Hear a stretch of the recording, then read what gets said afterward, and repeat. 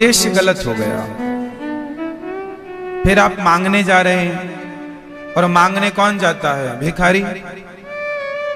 फिर भिखारियों की लिस्ट में आपका नाम आ जाएगा कि मांगने आए हैं। इसलिए भगवान से सुदामा जी जब मिलने गए तो सुदामा जी श्याम सुंदर से कुछ लेने नहीं आए, बल्कि सुदामा भगवान को 4 मुट्ठी चावल देने आए थे। तो भगवान से लेने ना आया करो, भगवान से मिलने आया करो, दर्शन करने। हे नाथ, आंखें तरस रही हैं, इसलिए आंखों को तृप्त करने के लिए आपका दर्शन करने आई हूं या आया हूं। अब आप कहेंगे कि महाराज जी बहू के बेटा नहीं है तो मांग लेने में क्या बुराई है? आप सच्चे प्रेम से आए तो सही वृंदावन, खड़े होकर भगवान से सच्चे प्रेम से देखें तो सही। भगवान सब जानते हैं कि आपको क्या चाहिए, बिना मांगे सब दे देते हैं भगवान। तो मांग कर क्यों हम छोटे बन जाएं? लेना भीख। भगवान से सच्चा प्रेम, जो हृदय में भगवान के प्रति आस्था भर के रखे हो आप, प्रेम है, वही भगवान को रिझाएगा। वृंदावन में माता देवकी कौन है? कहते हैं माता देवकी पिछले जन्म की माता कैकेयी। अन्य कथाएं हैं, पर यह भी एक कथा है कि माता कैकेयी जब भगवान राम से मिलने आई, जब भगवान राम से मिलने चित्रकूट आई, तो राम जी से कहने लगी, राम मुझे माफ कर दो, मैंने बहुत सताया है आपको, बहुत अत्याचार किया है आपके साथ, बहुत अत्याचार किया। भगवान राम ने मां से कहा, मां ऐसा ना कहो, आपके कारण ही लोग हमें जानने लग गए हैं, आपके कारण ही बहुत कुछ अच्छा होने वाला है। भरत जी की महिमा कैसे बढ़ेगी, राम चरित्र कैसे निखर के आएगा यदि माता कैकेयी ने राम जी को अच्छा विचार करो कि राम जी को माता कैकेयी ने वनवास ना दिया होता तो राम जी की कोई कथा ही ना होती। बताओ कौन सा चरित्र होता? राम जी जन्म लिए, अयोध्या में रहे, बस किसी को सुनने में कोई उत्सुकता ना होती, सामान्य व्यक्तियों की तरह हो जाता। फिर भगवान की भगवत्ता प्रकट तो वनवास में ही हुई ना, अयोध्या में भी हुई, जब मुंह खोलकर भगवान ने दिखाया ब्रह्मांड अपने मुख में। पर विशेष लीलाएं तो 14 साल में ही हुई। भगवान राम जी का धरती पर कितने वर्ष रहे? लगभग 11,500 वर्षों तक रहे, लगभग। भगवान श्री राम लगभग 11,500 वर्षों तक रहे, लेकिन 11,500 वर्षों का चरित्र कहीं लिखा हुआ नहीं मिलता कि 11,500 साल तक ये करते रहे ना, वो 14 साल का ही चरित्र मिलता। क्यों? बाकी दिनों का चरित्र नहीं मिलेगा आपको, कहीं मिलेगा तो केवल 14 साल का ही चरित्र मिलेगा आपको कि इन 14 साल में ही शबरी पर कृपा की, इन 14 सालों पर जटायु पर कृपा की, इसी समय पर केवट पर भगवान ने कृपा की, इसी समय पर भगवान ने सुग्रीव पर कृपा की, बाली को मारा, इसी समय 14 साल के दौरान ही सेतु का निर्माण कराया, 14 साल के दौरान ही रामेश्वरम भगवान की स्थापना की, 14 साल के दौरान ही हनुमान जी लंका चलाए, 14 साल के दौरान ही राम जी आए, इसके बाद राम जी राजा बने, 14 साल का कार्यकाल पूरा हो गया। अब राजा बनने के बाद जो राज्य शासन किया है उसका हल्का फुल्का वर्णन है, बहुत विशेष वर्णन नहीं है। अर्थ क्या निकला? अर्थ यही है कि आप समझिएगा, आपके जीवन में जो सरल रास्ते हैं, आप सरलता से चलते रहिए, चलते रहिए। आपकी सरलता से चलने के समय को कोई देखता नहीं है, पर जैसे ही आप कठिनता में पांव रखेंगे, कठिनाइयों से गुजरेंगे, सबकी नजरें आपकी तरफ होंगी। इसलिए राम जी ने सरल रास्ता नहीं अपनाया जीवन में, भगवान राम ने कठिन रास्ते अपनाए। राम जी को राजा बनना था, उसी समय 14 साल का वनवास, खुशी खुशी से लीला हुई, पूरा मौजूद है। तो राम जी के, जब राम जी राजा बन गए, अच्छे दिन आ गए राम जी के, उन दिनों को कोई नहीं जानता, पर राम जी के जो मुसीबत के दिन थे, संकट के दिन थे, हम राम जी के संकटों के दिनों की ही तो चर्चा करते हैं। 14 साल कोई जंगल में घूमे तो वो संकट के दिन ही कहलाएंगे। तो उन दिनों की चर्चा है। इसलिए जीवन में आप लोग कहते हैं बड़ा स्ट्रगल है, बड़ी कठिनाई से गुजर रहे हैं हम। ये कठिनाई ही आपको तारों की तरह चमकाएगी। ये कठिनाई से गुजरते रहिएगा, ये वक्त भी गुजर जाएगा।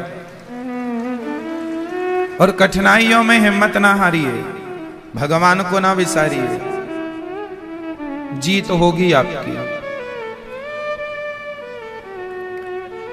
इसलिए राम जी ने सरल रास्ते ना अपनाकर कठिन रास्ते अपनाए हैं। इसलिए हमें भी थोड़ा कठिनाई जीवन में आए तो हिम्मत नहीं हारना चाहिए। उस कठिनाई का डट करके क्या करना चाहिए? सामना। जिसके जीवन में कोई कठिनाई नहीं है, जिसके जीवन में कोई कठिनाई नहीं है, उसका जीवन भी कोई जीवन है क्या? अरे जीवन तो वही है जिसमें कठिनाई हो। सीखने को कहां मिलेगा आपको? जब तक जीवन में कठिनाई नहीं आएगी तब तक आप सीख नहीं पाएंगे। क्यों जी? सही है। तो जीवन में कठिनाई आना जरूरी है। जब लोग आपको कुछ भी कहने लग जाए, आप अच्छे हैं फिर भी आपको बुरा कहा जाए, समझ लेना कि आपको यहां पर विवेक से काम लेना है। जीवन में, लोगों के जीवन में जब संकट आता है तो वो घबरा करके भूल जाते हैं कि हमें क्या करना चाहिए। अभी मैंने सुना कि किसी एक लड़की ने आत्महत्या कर ली।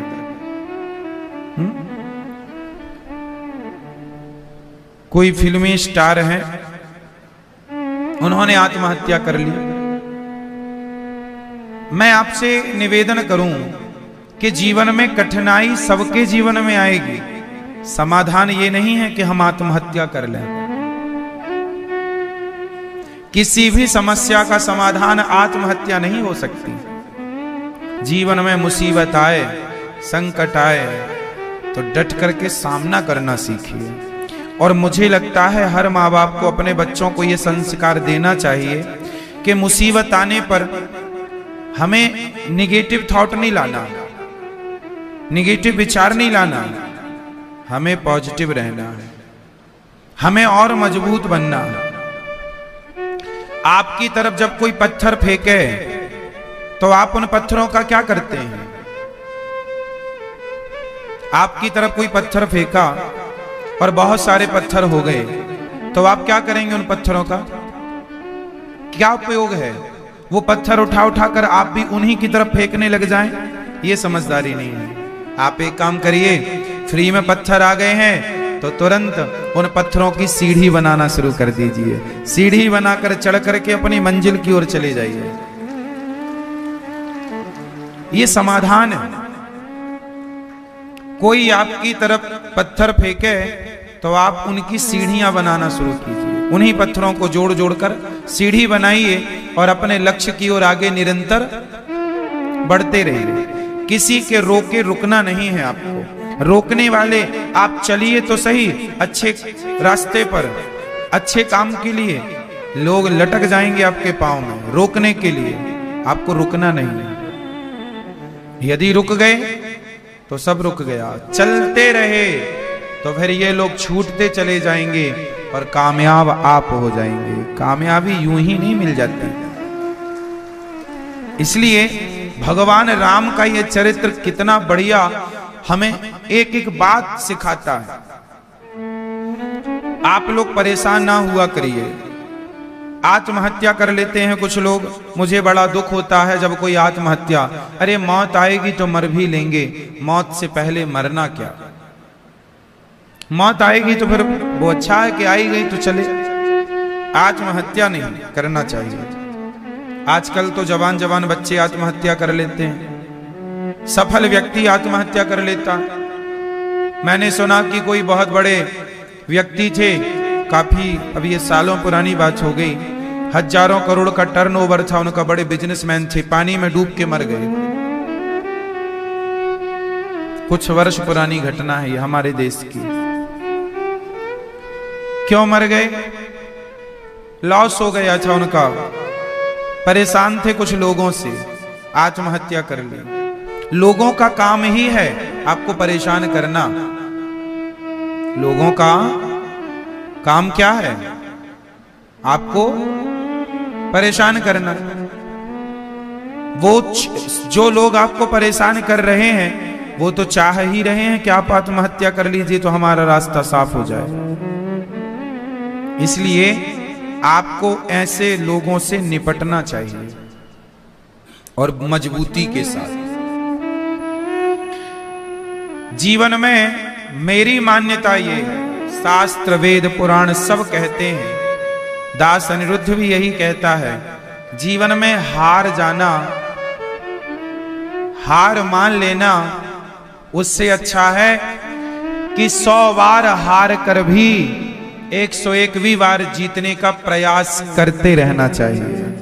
हार मान लेना इससे अच्छा है कि आप जीतने का प्रयास मरते दम तक मर गए, वो अलग विषय हो गया। ये पॉजिटिविटी है, जीवन जीना है। तो आज का जीवन भी चुनौतियों से भरा हुआ है, सबका, एक का नहीं, हर व्यक्ति के जीवन में एक चुनौती है, कंपटीशन है। हर फील्ड में कंपटीशन है। आप बिजनेस करिए उसमें भी कंपटीशन मिल जाएगा। आप दुकान डाल लीजिए किराने की, आपको देख के बगल वाला भी डाल लेगा। आप कपड़ों की दुकान डाल लीजिए, बगल वाला भी सोचेगा इसकी अच्छी चल रही है, हमारी भी चलेगी। पहले नहीं डाला अब डाल रहा है। क्यों? कंपटीशन है। कोई नहीं चाहता कि आप ठीक ठीक आगे बढ़ते रहें। इसलिए आपको क्या करना चाहिए? आप अपने रास्ते पर ये परवाह किए बिना कि कौन क्या कर रहा है, आपके भाग्य का आपको मिलता रहेगा, उसके भाग्य का उसको मिलता रहेगा। ये सत्य है, प्रत्येक प्राणी अपने अपने भाग्य का ही खाता है और उतना ही खाता है जितना कि उसके भाग्य में सुनिश्चित है। आप लोग वृंदावन क्यों आए हैं बताइए? क्योंकि यहां इतने दिनों का आपके नाम का दाना पानी है। जितने दिन का दाना पानी आपका वृंदावन में भी आपके नाम की रोटियां हैं, आप आ गए खाने के लिए। आपके नाम का पानी यहां है, आप आ गए पीने के लिए। जितने दिन दाना पानी होगा उतना खाएंगे, उसके बाद वहां जाएंगे जहां आगे का दाना पानी निश्चित होगा। क्यों जी? सही है। तो इस संसार में प्रत्येक व्यक्ति क्या खाता है? आपके सामने 56 भोग रख दिए जाएं। कई बार ऐसा होता है कि भूख भी बहुत ज्यादा होती है, सामने 56 भोग भी रखा हो, पर हम खा नहीं पाते। अचानक कुछ ऐसा हो जाता है, काम आ जाता है कि थाली छोड़कर जानी पड़ती है। क्या ऐसा कभी हुआ आपके साथ? भूख भी है, भोजन भी है, पर नहीं खा पाए। क्यों नहीं खा पाए? कारण ये नहीं है कि काम आ गया, काम आ गया तो ठीक है, पर यह विशेष कारण है कि वो आपके नाम का भोजन था ही नहीं, इसलिए कारण कुछ और बन गया, वो आपको मिला ही नहीं। फिर क्या मिलेगा आपको? वो मिलेगा जो आपके नाम का था।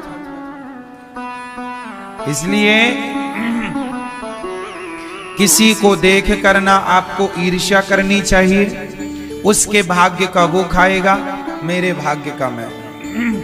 मेरा पड़ोसी 50 लाख की गाड़ी में चलता है, वो उसके भाग्य का है। मैं साइकिल में चलता हूँ, ये मेरे भाग्य का है। मेरा पड़ोसी 56 भोग खाता है, वो उसके भाग्य का है। मैं नमक रोटी खाता हूँ, ये मेरे भाग्य का है। मैं जलूं कि वो 56 भोग क्यों खाता है, तो जलने से क्या होगा। मैं जलूं कि वो 50 लाख की गाड़ी में क्यों चलता है, तो जलने से क्या होगा। हर व्यक्ति, जब आप अपने मां के पेट से आए थे तो आपकी हाथों की लकीरें साथ में थी। मतलब अब कोई कहे कि जो बच्चा जिनके हाथ नहीं होते, हाथ भले कट जाएं किसी के, पर हाथ कट सकते हैं, भाग्य नहीं कट सकता। क्यों जी, कट सकता है। इसलिए भाग्य लेकर व्यक्ति पैदा होता है। आपकी जो बेटी है, आपकी जो बेटी है, वो भले आपकी बेटी है, पर वो अपना भाग्य लेकर पैदा हुई है। कितने भी लड़के आप ढूंढ लो अपनी लड़की के लिए, पर जो उसके भाग्य में होगा, जब होना होगा तब होगा। उसके बाप कितना भी अपनी बेटी को धन दौलत दे दे, लेकिन उसके भाग्य में दुख है तो दुख उसे उठाना पड़ेगा, और सुख है सुख उठाना पड़ेगा। बाप अपने बेटे को कितना भी धन दे दे, करोड़ों की संपत्ति दे डाले, लेकिन उसके भाग्य का सुख दुख उसे मिलना है। आपका बेटा भी अपना भाग्य लेके पैदा हुआ है। बोलो मेरी माँ, ये बात सही है। इसलिए ना बेटे की चिंता करनी चाहिए, ना बेटी सुख मिलना है, वो मिलके रहेगा। तुम लाख उपाय कर लो। राम जी वनवास जाएंगे, ये बात दशरथ जी को पहले पता थी। कब पता थी? राम जी वनवास जाएंगे, ये बात दशरथ जी को कब पता थी, आप बताओ। पता है आपको? राम जी के जन्म लेने के पहले पता हो गई थी ये बात। दशरथ जी को यह बात पता हो गई थी कि मेरे 4 बच्चे होंगे, और जिससे मैं ज्यादा प्यार करूंगा, राम से बड़े से, वो मुझे छोड़ के चला जाएगा, उसके वियोग में मुझे मरना पड़ेगा। ये सब कुछ दशरथ जी को पता था, सब पता था, फिर भी टाल पाए क्या? होनी टाल सके? जवाब दो। सब पता था, फिर भी क्या होनी टाल सके?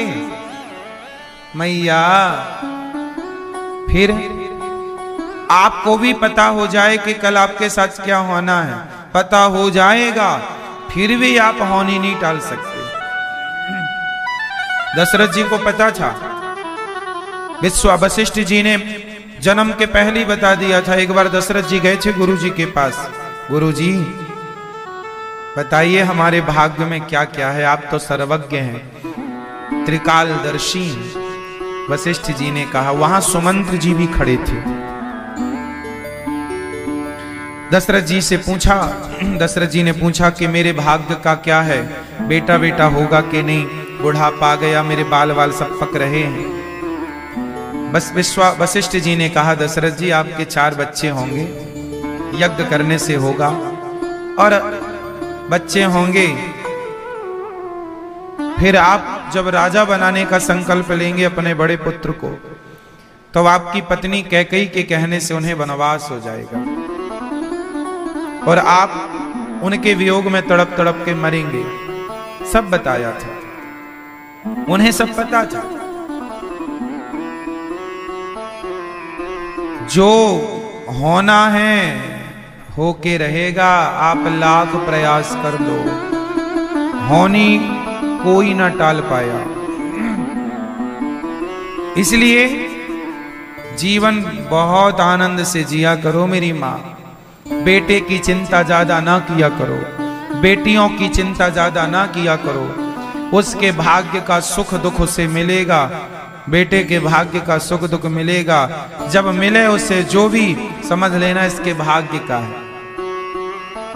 आप मस्त रहो, आप अपना भगवत चिंतन करो, अपना परलोक सवारो। ये जीवन तो अब गुजर ही गया जैसे तैसे, समय कट गया। अब यहाँ से आगे की यात्रा कैसी रहेगी, थोड़ा उस पर विचार करो। आगे क्या करना है, क्या लेकर जाएंगे हम, इस पर चिंतन करना चाहिए। खुदा ने बंटवाए और तभी भगवान को मारने के लिए पूतना आ गई। देखो, भगवान ने अभी जन्म ही लिया है, भगवान ने अभी कुछ बिगाड़ा नहीं है किसी का, लेकिन मारने के लिए लोग पहले ही खड़े हैं। हाँ, पूतना लोक के बाल घिनी राक्षसी रुधिरासना जिघांसया पहरये स्तनम दत्वापसद्गतिम।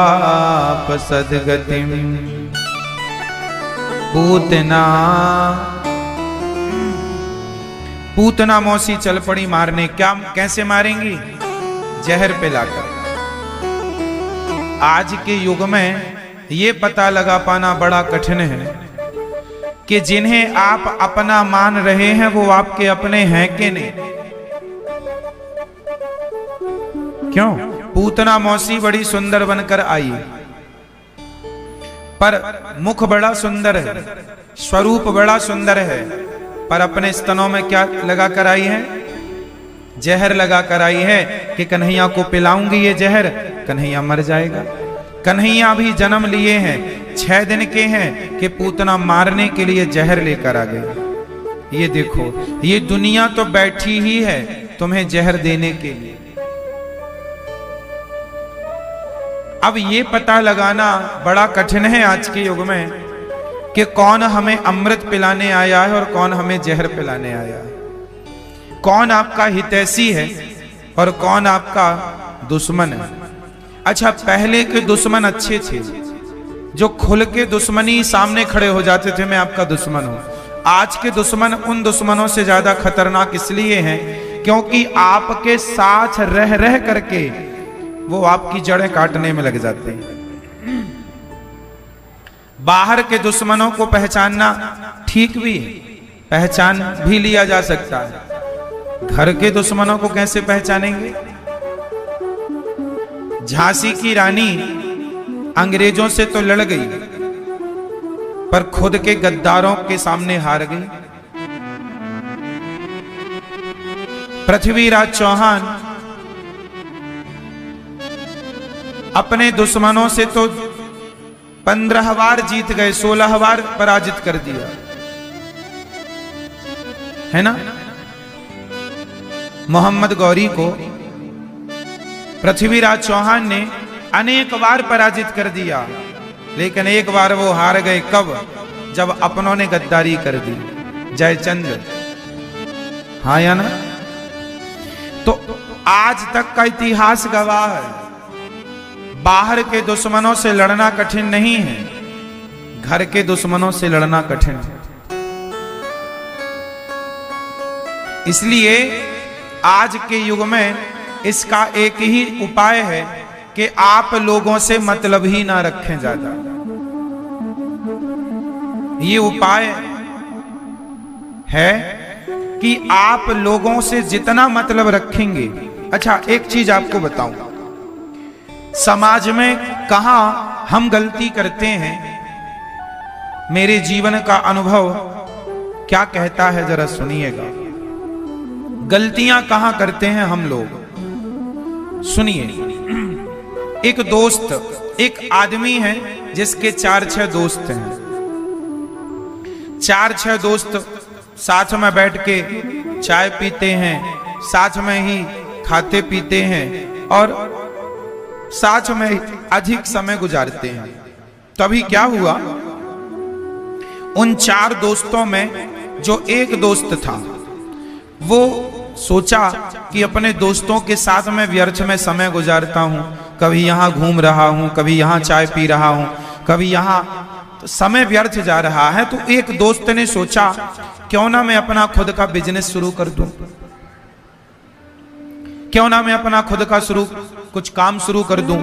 तो एक ने काम स्टार्ट किया, अपना कुछ बिजनेस, और वो उसमें आगे बढ़ने लगा। जब वो आगे बढ़ने लगा तो उसके जो 3 दोस्त थे, अब उन तीनों को लगा यार ये तो हमसे बहुत आगे चला गया। फिर वो 3 कौन हो गए? वही 3 हो गए उसके सबसे बड़े। वही 3 दुश्मन कहीं बाजार से लाने नहीं पड़ते कि चलो भैया तुम हमसे दुश्मनी करो। दुश्मन हमें कहीं बाजार से लाने नहीं पड़ते। आप वो एक लड़का, एक व्यक्ति जो सफल हो गया तो उसके अपने वो दोस्त, वो 3 बन गए दुश्मन, और वह उसको खींचने लगे कि हम जैसे हैं तुम भी ऐसी रहो हमारी तरह। कहां आगे जा रहे हो, है ना? तुम भी हमारी तरह रहो। तो समाज में आप ये गलती करते हैं कि आप पहले ज्यादा किसी को मुंह लगा लेते हैं,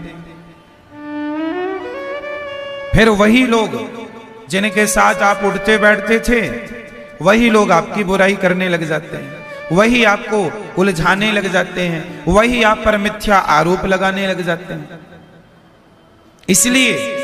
इसलिए कहा करता हूं कि समाज में ज्यादा लोगों के बीच में उठना बैठना भी बुरा है। 4 जगह उठे बैठेंगे 4 बातें होंगी। 4 बातों,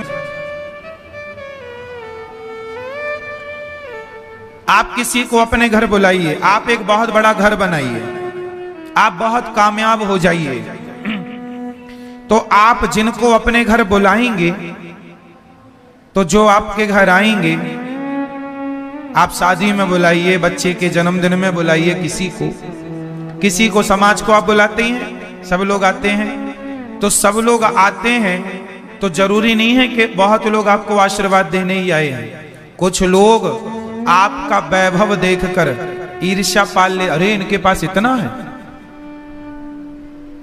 अरे तो इतनी तरक्की कर गए। वो आपसे मिलेंगे, आपका सब देखेंगे और जाकर के आपसे ईर्ष्या द्वेष चालू कर देंगे। इसलिए ज्यादा लोग उनके साथ उठो बैठो जो सदा भगवान की चर्चा करें। सत्संग किया करो, सत्संग में उठो बैठो, व्यर्थ की प्रपंच पंचायत में ना उलझें, यही सार है ना। ज्यादा प्रपंच में नहीं उलझना चाहिए किसी को, वरना आपका ही नुकसान है, आपके समय का ही नुकसान है। एक गांव का एक आदमी शहर चला गया और शहर जाकर उसने पहली बार लालटेन लेकर के आया। क्या लाया? जब लालटेन शुरू चला था तो लालटेन का भी एक क्रेज था। लालटेन जानते हैं आप लोग? लालटेन लेके आया। अब उसने अपने आंगन में लालटेन जलाया, और लालटेन ऐसा होता है कि आंगन में हवा चलती रहे तो भी जलता रहे, क्योंकि कांच का सपोर्ट रहता है उससे। क्यों? अब वो लाया, अब सारे गांव के लोग आए, भैया ये क्या चीज ले आए तुम? हमारा दिया तो हवा में बुझ जाता है, तुम्हारा बुझ नहीं रहा है। अब सारे गांव वाले देखने आए उसकी लालटेन। अब गांव वालों में काना फूसी चालू हो गई, यार भैया अपन सबके घर में अंधेरा है, इसके घर में उजेला, क्या करें कि इसके घर में भी अंधेरा हो जाए। क्या करें कि इसके घर में भी अंधेरा हो जाए। तो गांव के सभी लोगों ने, कुछ लोगों ने जो ईर्ष्या वाले थे, उन लोगों ने प्लान बनाया। उन लोगों ने कहा या तो इसका लालटेन हम लोग फोड़ दें, या अच्छा बताइए, एक उपाय हमने बताया, गांव के लोगों ने सोचा, कुछ लोगों ने कि या तो हम इसका लालटेन फोड़ दें तो ये भी हमारी जैसे हो जाएगा फिर से, क्योंकि हमारे घर में अंधकार है, इसके घर में भी अंधकार रहेगा, क्योंकि इसके घर में उजेला है। या तो एक उपाय ये है कि इसका लालटेन फोड़ दिया जाए, या दूसरा उपाय ये है, अब बताओ दूसरा उपाय क्या है? आप लोग बताओ, दूसरा उपाय क्या है? बता दो। दूसरा उपाय ये है, या अपन लोग भी शहर चलें, और अपन लोग भी एक एक लालटेन लेके आए और अपने घर को भी रोशन कर लें। या तो अपन अपने घर को भी रोशनी से भर लें, या तो इसका भी लालटेन तोड़ डालें। कौन सा उपाय अच्छा है? कि उसका भी घर प्रकाश से भरा रहे और अपना घर भी प्रकाश से भर जाए, रोशनी से भर जाए। इसके लिए क्या करना पड़ेगा? उसकी तरह उसकी टांग पकड़ के खींचने समाधान नहीं है, उसका लालटेन तोड़ देना समाधान नहीं है। आप अपने आप को भी इतना कामयाब बना लो कि आपके घर भी एक लालटेन आए और आपका भी घर प्रकाश से भर जाए। तो जीवन में ये सबक हमें लेना सीखना चाहिए कि हम दूसरों को देखकर जलना बंद करें और अपने को भी उसकी तरह कामयाब बनाएं। अपने को भी हम उसकी तरह कामयाब बनाएं, ना कि उसका पांव पकड़ के खींचे। तो ये सिद्धांत जीवन में आप सब लोगों के काम आएंगे, आपके बच्चों के काम आएंगे। पूतना मौसी जैसे लोग भी समाज में रहते हैं, जो जहर लेकर के चली गईं और भगवान को जहर पिलाना चाह रही हैं, पर भगवान ने पूतना को देखते ही अपनी आंखों को बंद कर लिया है। पूतना मौसी ने अपनी आंखें, बोलो मेरी मां, अपनी आंखें बंद कर ली। पूतना ने अपनी आंखें मूंद ली। अब भगवान कृष्ण ने अपनी आंखें मूंद ली पूतना को देखकर। आज से क्या हुआ? आपके लिए एक मैसेज है, यह मैसेज भगवान से मिल रहा है। भगवान श्री कृष्ण कहना चाहते हैं कि जो लोग आपके लिए जहर लेकर खड़े हों, जो लोग सदा आप के लिए बुरा सोचते हो, ऐसे लोगों को देखकर नेत्र बंद कर लो और अपने को। भगवान ने पूतना को देखना ही बंद कर दिया, नेत्र बंद कर लिए। देखना भी नहीं चाहिए ऐसे लोगों को जिनके मुख में तो राम राम है, बगल में छुरी है। ऐसे लोगों को देखना नहीं चाहिए। आप लोग भी अच्छे लोगों से दोस्ती करना सीखिए, ऐसे लोगों से बचिए। अच्छा, जो आदमी किसी के लिए भी कपट रखता हो, उस आदमी से आप दोस्ती मत कीजिए, क्योंकि वो आदमी जिसके अंदर कपट आज किसी और के लिए है, कल आपके लिए भी तो कपट रख सकता है। ऐसे लोगों से दूरी बनाइए जिनके अंदर कपट हो, जिनका हृदय निष्कपट भाव, जो निष्कपट हैं, जो सच्चे हैं, सीधे हैं, सरल हैं, सहज हैं, ऐसे लोगों से दोस्ती करना सीखिए। भोले हैं, जो अंदर बाहर एक से। भगवान कृष्ण ने नेत्र बंद कर लिए। हम देखना भी ठीक नहीं समझते, क्योंकि पूतना का तन सुंदर है, मन सुंदर नहीं। देखो मैसेज है ये आपके लिए, है ना। भगवान को पूतना ने उठाया और अपना स्तन मुंह में दे दिया। भगवान ने जहर पिया, जहर पीने लग गए भगवान। और जहर पीने के बाद भगवान ने क्या किया? थोड़ा दूध था, दूध पीने लग गए। अब थोड़े से प्राण थे पूतना के, भगवान श्री कृष्ण ने प्राण पीने शुरू कर दिए और प्राण पी करके पूतना को मार दिया भगवान ने। इससे क्या मैसेज मिला? ये कथा ये कहती है कि जीवन में हमें या तो ऐसे लोगों से दूरी बना लेनी चाहिए, दुष्टों से, है ना, या फिर जब वो आपने आंख बंद कर ली, आप, भगवान ने तो पूतना को देखा नहीं, पर पूतना फिर भी पास आ रही है और फिर भी पंगा ले रही है, तो आप अपने आप को इतना स्ट्रांग बनाइए कि आप पहले तो दुष्टों को इग्नोर करें, पर फिर भी वो आपके पास आए तो आप इतने मजबूती से उनके सामने खड़े होइए कि आपसे डरकर वो सदा सदा के लिए चले जाएं। है ना। अपने आप को इतना मजबूत कीजिए। फिर पूतना का भगवान ने प्राणों का पान कर लिया और पूतना जब गई, पूतना के शरीर से चिपके रहे भगवान, वो उड़ती रही, प्राण पिए नीचे गिरी। नंद बाबा कर चुका कर आए, यहां मैया भगवान को उठा कर ले गई और गाय की पूंछ से लाला की नजर उतारती हैं। अब भगवान कंस के यहां से कर चुका कर नंद बाबा जी आए। वसुदेव जी ने कहा कि बड़ा संकट है, गोविंद पर जाइए, समझाया। और यहां पूतना का शरीर नंद बाबा को मिला। कुल्हाड़ी से काट काट करके अनेक चिताएं बनाई, चिताओं पे शरीर रखा, आग लगाई। पूतना के शरीर से दुर्गंध नहीं निकली। क्या निकली? जोर से क्या निकली? सुगंध। क्यों निकली? पूतना भले राक्षसी थी, भले दुष्ट थी, पर भगवान के पास आई। भगवान कहते हैं मेरा भक्त कितना भी बड़ा पापी हो, दुष्ट हो, पर मेरे चरणों में समर्पण कर दे, मैं सारे पापों को क्षमा करके मोक्ष का अधिकारी बना देता हूं। गोस्वामी जी सहित वही जो मेरे सन्मुख होता है, जब जो मेरे सन्मुख होता है, मैं उसे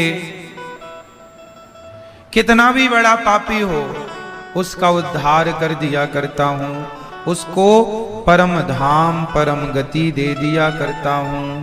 तो मेरे गोविंद, मेरे भगवान परम दयालु हैं। पूतना जैसी पापनी को तार दिया है, तो आप और हम तो पूतना से फिर भी बहुत अच्छे हैं। क्यों मेरी मां?